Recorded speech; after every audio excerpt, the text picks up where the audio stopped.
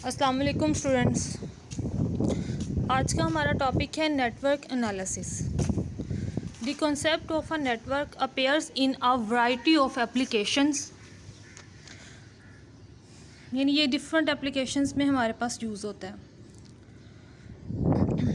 A network is a set of branch, यानी ये different set है हमारे पास ब्रांच का, शाखों का, थ्रू विच समथिंग फ्लोज, जिसमें से कुछ ना कुछ बहता हो।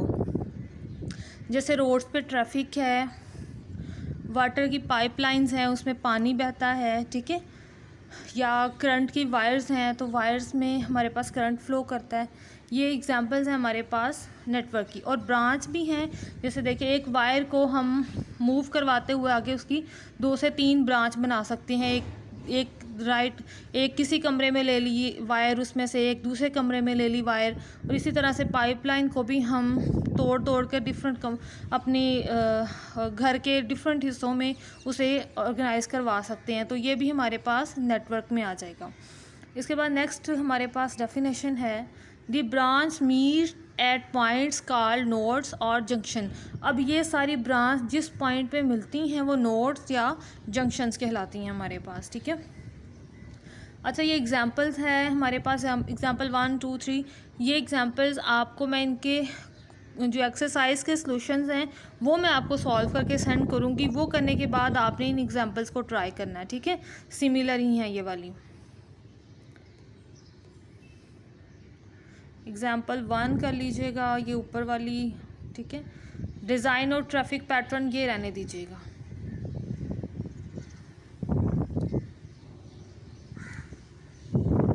ये डेफिनेशन है हमारे पास, Kirchhoff's current law, the sum of the currents flowing into any node, यानी किसी एक पॉइंट पे जिसमें तमाम ब्रांच मीट कर रही हैं, is equal to the sum of the currents flowing out, यानी जिस पॉइंट में तमाम ब्रांच आपस में मिल रही हैं, चाहे उनका फ्लो टुवार्ड्स द नोड है या अपोजिट ऑफ द नोड है, ठीक है। तो क्या होगा, वो तमाम फ़्लो जो उस नोड की तरफ आ रहा है वो इज़ इक्वल टू होगा उस तमाम फ़्लो के जो उस नोड से बाहर की तरफ जा रहा है, ठीक है।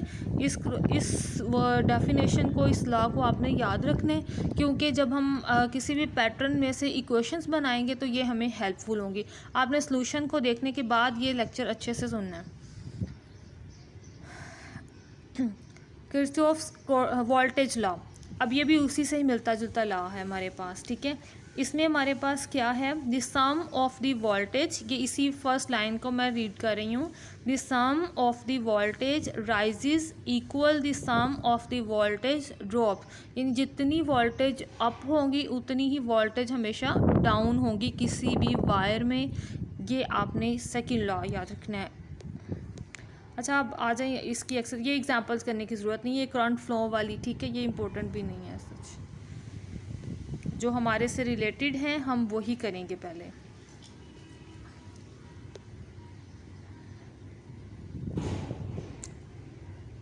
ये पॉलिनोमियल वाले इक्वेशंस हैं, ये वाले, ठीक है। ये सारा डाटा ये वाला, ये क्वेश्चंस मैं आप लोगों को सेंड करूँगी, तो फिर इससे रिलेटेड जो आपने ये एग्जांपल्स हैं ये कर लेनी है, ठीक है।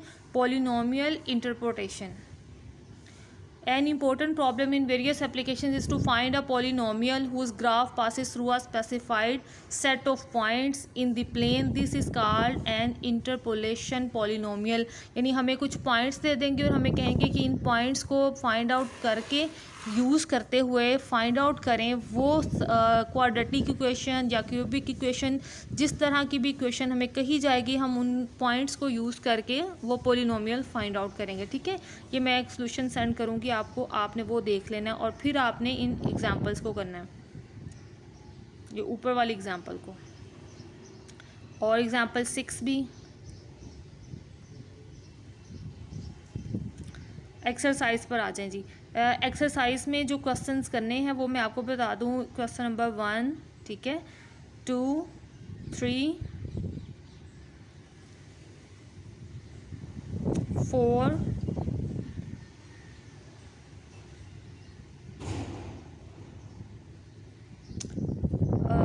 13, 14, 15, बस, ठीक है। ये इनके सॉल्यूशंस भी मैं आपको प्रोवाइड कर दूँगी। अच्छा, अब आपका नेक्स्ट चैप्टर आता है 1.9 एक्सरसाइज नहीं हम कर रहे, वो हमारे से रिलेटेड नहीं है, ठीक है। अच्छा जी, नेक्स्ट हमारे पास चैप्टर है डिटर्मिनेशन का। तो डिटर्मिनेशन के हवाले से आप लोग थोड़ा सा पहले से ही फैमिलियर हो गए। ये सप्लीमेंट्री एक्सरसाइज भी ऊपर वाले तमाम टॉपिक्स को उन्होंने यहाँ पे थोड़ा सा मज़ीद एक्सटेंड किया है, कुछ क्वेश्चंस ऐड किए हैं प्रैक्टिस के लिए, ठीक है। ये जस्ट आपकी प्रैक्टिस मटेरियल उन्होंने दिया हुआ है आपको। आप चाहें तो इन पे प्रैक्टिस कर लें, चाहें तो अगर आपकी फुल मेथड की प्रैक्टिस है तो आप ना करें, कोई इशू नहीं है इनका। अच्छा, डिटर्मिनेशन हमारा नेक्स्ट टॉपिक है। 2/2 ऑर्डर की मैट्रिक्स हो हमारे पास तो डिटर्मिनेंट का फार्मूला आपको आता है AD-BC। ये इन्वर्स का फार्मूला भी आप लोगों को पहले से फैमिलियर है, ये हम पहले काम कर चुके हैं।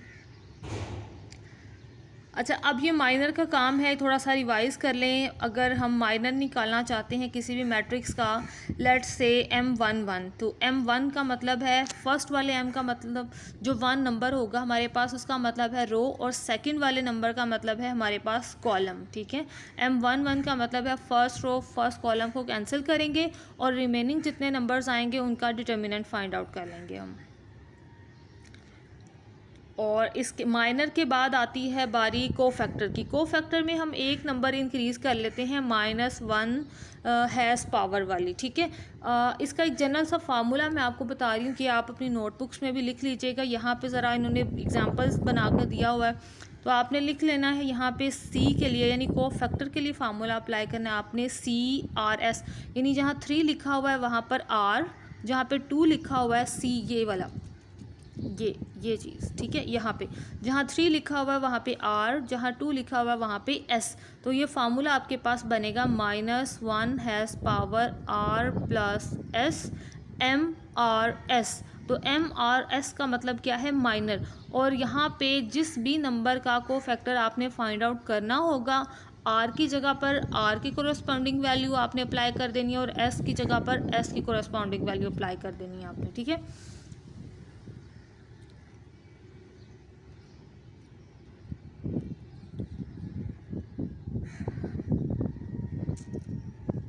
कोफैक्टर्स इसकी ज़रूरत नहीं है एग्ज़ाम्पल 2 की, ये प्रैक्टिस में है आपकी। एग्ज़ाम्पल 3 में फार्मूला अप्लाई किया हुआ है वही माइनर वाला, ठीक है। ये फार्मूला अप्लाई किया हुआ है जिससे आप ऑलरेडी फैमिलियर हो।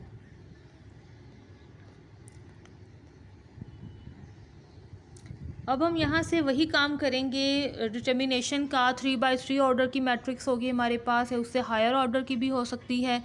3/3 ऑर्डर तक तो हमारे पास फार्मूलाज हैं, ठीक है।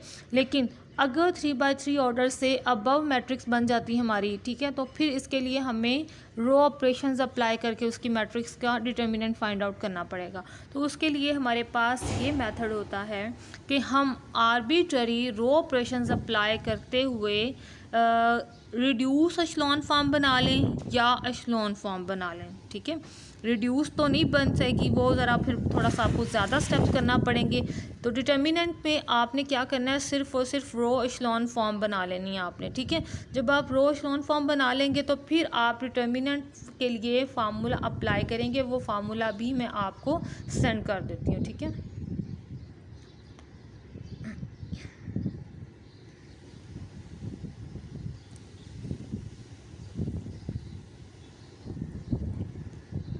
अच्छा जी, एक्सरसाइज में से आपने क्वेश्चंस जो करने हैं, क्वेश्चन 1, 2, 3, 4 रहने दें, वो जब आपका 1, 2 कर लिया तो उसी में प्रैक्टिस हो जाएगी। 5, 6, 7, 8, 9, 10, 11, 12, 13, 14, 15, 16, 17, 18,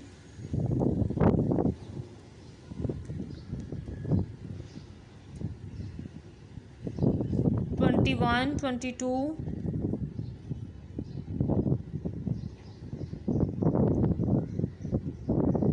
27, 28, 29, 30, 31,